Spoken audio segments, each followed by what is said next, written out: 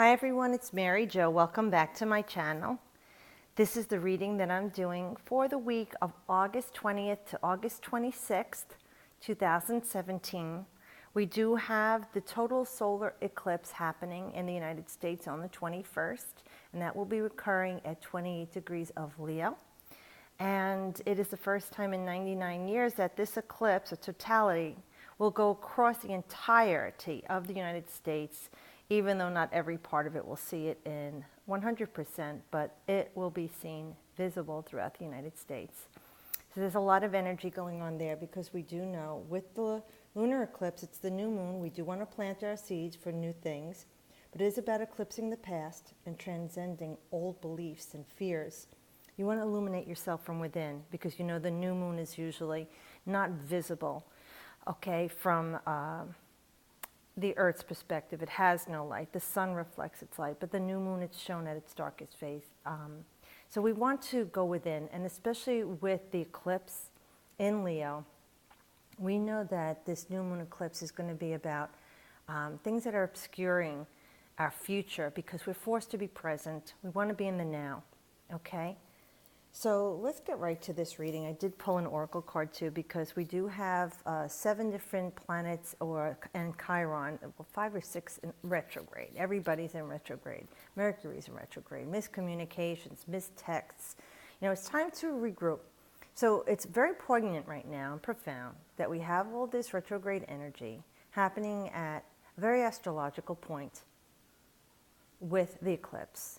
The North Node is in Leo. The eclipse is this new moon in Leo, all right? So Leo is our 5th house too. So it's going to depend on where Leo falls in your houses, how it will affect you. But we're going to start off, I'm using my Gilded Tarot deck, with the 4 of Cups. All right, so with the 4 of Cups, we know that there's some disillusionment here, there's discontentment. Many of us are feeling that the things that used to fill our cup, the things that we had pleasures in, and that is very much Leo. Leo is about pleasure. The 5th house is pleasure, creativity, children, fun, vacation, travel, sex for pleasure. You know, it's all about having a good time and shining. But with here, we have that this pleasure no longer quenches our thirst. We're looking for something more. We're looking for that holy grail. Now, this is a general reading. So each of you know in your life what it is that you're not feeling fulfilled with. Maybe that job is not fulfilling you anymore, or that relationship, or even relationships with friends, colleagues, your peers, family. Whatever is going on, it's feeling like those things don't do it for you anymore. You used to feel so much more than you do now, and you want something else. And, you know, it's like you're daydreaming about it in this card with this deck, and you're looking upward, and it's like you're trying to manifest it from the unseen. And I'm going to tell you that's the best thing for you to do. However, with that being said, they're saying to stop feeling the lack or the discontentment because the universe reverberates that back to us, whatever energy we put forth. So we definitely want to stop feeling especially the emotions, you know, that's that gasoline on the fire. We want to stop feeling lack and discontentment. Sometimes this card could talk to us about missing an opportunity because we've got our emotions so tangled up in unhappiness. We don't see what's coming or in front of us. So know that something in the unseen that you've been working on manifesting or desiring, because it's your emotions, is there around you. But it's not going to come to you when you're in this state. We want to change your energy, tune your vibration into something more loving for self or whatever this is that you want, whether it's a relationship, a partner, a job, a career, that house, whatever this is, better health. You want to make sure that you keep your feelings, the desires, that pleasure that you once had for these other things that you no longer look for or satisfied with. You want to divert that positive, loving energy into whatever it is that you're looking to bring in from the unseen. Because this is very much the moon in Cancer. The moon does rule Cancer, and we know that's where we're loved and nurtured and cared for. It's our ancestors, our roots. You know, so these are the things that we want to feel more love. Very emotional, the moon, okay? It's that divine feminine energy. It's the deepest, darkest parts of ourselves, the depths of our emotions that the moon knows about us. And when in Cancer, you want to turn it into something loving. So put those feelings into something loving.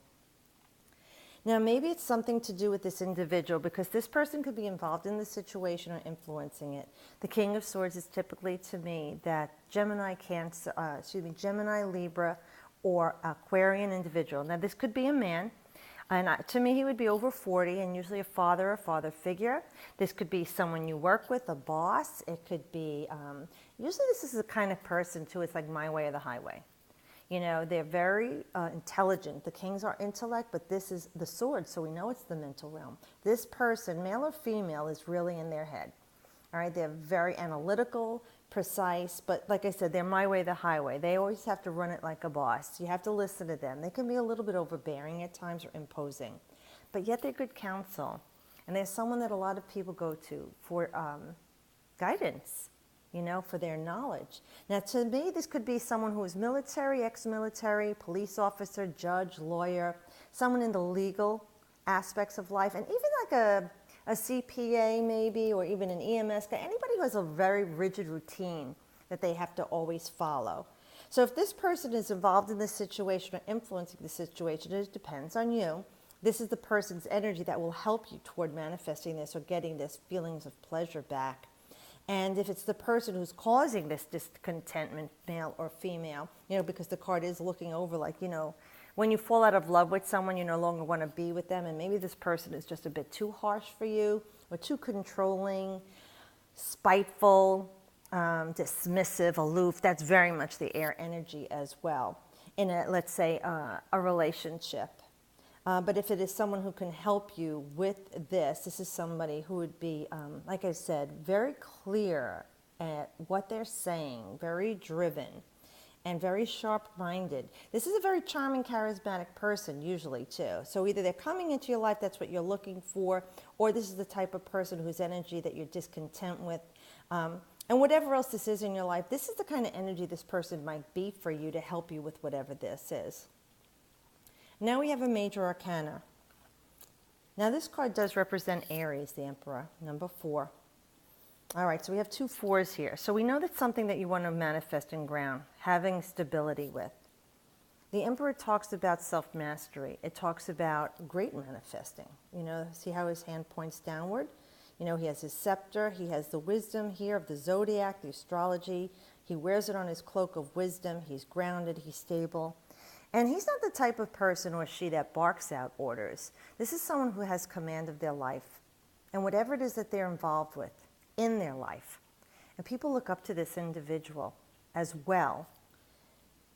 But they're happy to do what this person says because they know that this person is bold in command. They can be aggressive at times.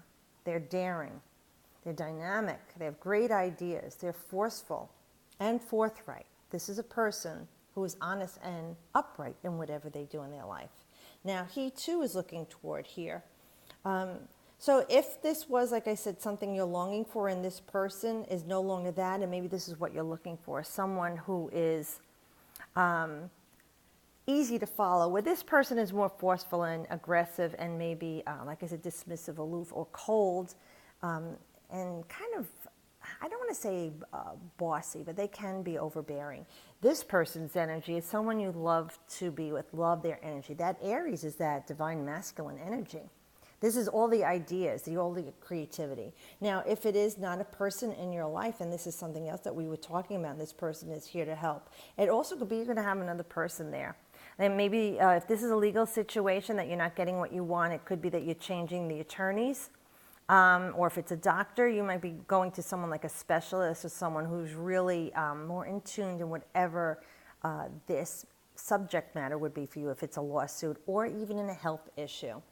But even in a general reading, because that's what this is, we're talking about 2 individuals being here to help. One who's got clarity and guidance, but might be a little bit, like I said, pushy, and this other person is historically well known for what they do, and you're very happy to follow this person. With this one might piss you off a little bit, but you know they're right, you know, but they just don't have that bedside manner. This person really does, and they will it so. And this is earthly matters with the Emperor. Okay, this is earthly matters made manifest because of their creative ideas and their passion for what they're doing. Okay, Six of Cups. So we're seeking some balance and harmony. We're progressing from the 4 to the 6 here. So you're looking for feeling the way you used to feel about something. Where this doesn't do it for you anymore, this is where you want to find that harmonic balance in relationship, or even relationship with self or spirit, your health, whatever this is. And this would talk about the sun in Scorpio. So it's where your ego is, where you're driven to and desires, especially Scorpio is about desires. And it could be sexual desires, it could be psychological things coming to an end, life, death, rebirth, okay, finding out secrets, drumming things up. So if this person is someone you're no longer interested with and you want to get away from, this could be releasing yourself from a toxic relationship that you've been kidding yourself about for a long time, and remembering the past, what it was, which it no longer is, and probably won't be again. And it's about you finding that emotional balance back again and letting this go and taking that strength to just endings. That's very Scorpion, ending this situation. And if it is about a legal matter or something else that's more on a positive note about a relationship, it could be this new person coming into your life that's booting this one out, is fulfilling those cups that you need. You know, you have this interplay here of balance and love. It's very playful, you know, for me seeing the kitty cat here, and it's something that's going to grow for you. It's very lush here. And it's going to give you back that feeling of being loved and nurtured, as the 6 has that womb-like feeling to it. And especially with these emotions, we have another watery sign, because Cancer is a watery sign and so is Scorpio. They're 2 of the mystical houses. So we know that it's very much emotionally driven here. And different energy. Here's fire, here's air. So this person could be just a little bit too cool for you, or too cunning, or too sly, or spiteful, vengeful, you know, troublesome. If it's a love relationship and this person has more of what you're needing, what you're looking for. Someone who's bold and dynamic, but not bossy and pushy, or even bullying. And if it is with your health or with whatever it is you're working on in your life to achieve, this card is talking about you finding that balance again. But I'm going to be honest, because it's not going to be this week, honey. This is going to be sometime in November, between November 3rd and 12th. Well, and you'll see the results of this. Okay, now we have number 5 from my Nature's Whispers. And this is an oracle card. Now, number 5 is Leo, and the 5th house is what Leo rules. So I think universe tied this in beautifully. And look, clearing out the old. On the new moons, we know we've already harvested what we wanted, or had the endings, right, from the full moon, but we want to plant new seeds. So you have to weed that garden, right? Clear out the old, turn the soil, you know, to start something new. The 5 is that creative, dynamic energy that we want to put into play too. And you're seeing here, like, this is us, all of us, creating something in our mind's eye. I love the illumination coming here too. And the darkness of the card does fit in with me for the new moon. There is wisdom and clarity here. Here's the keyhole, right in your heart chakra. Okay, we all hold the key to entering into the realm that which we desire, that we're looking to make manifest. Any which one, like last week's oracle cards, showed us different realms to go to. It's up to us to create them. We do have the beautiful dandelion seeds going upward, you know, so that our wishes can come true.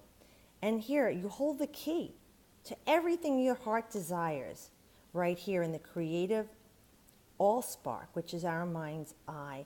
To be in any of these places, this is like a Stonehenge, so that you know that's very poignant. And it's very critical in astrological sense with the eclipses. That was a very magical time and place to go to. So the book says, whatever you are experiencing now is a creation that you have brought into existence from past thoughts and feelings. While in the moment, it may have you caught up.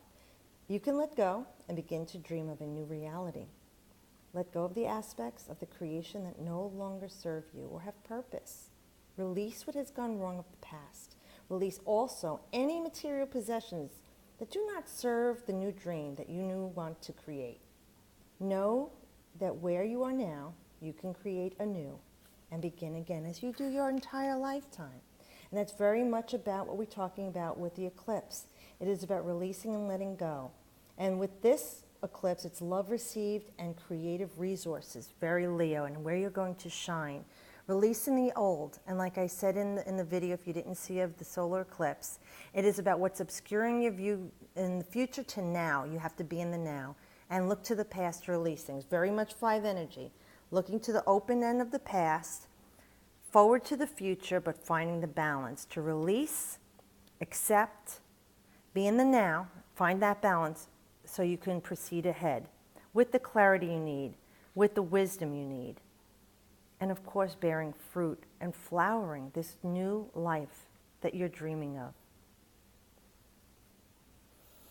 Thank you, Spirit, for this beautiful reading, and thank you so much, everyone who's been sharing and liking, thumbs up. I really appreciate booking readings with me, your comments, sharing with me your stories and emails. I really do appreciate everyone, and I do hope these are helping you. And as always, I wish you the best.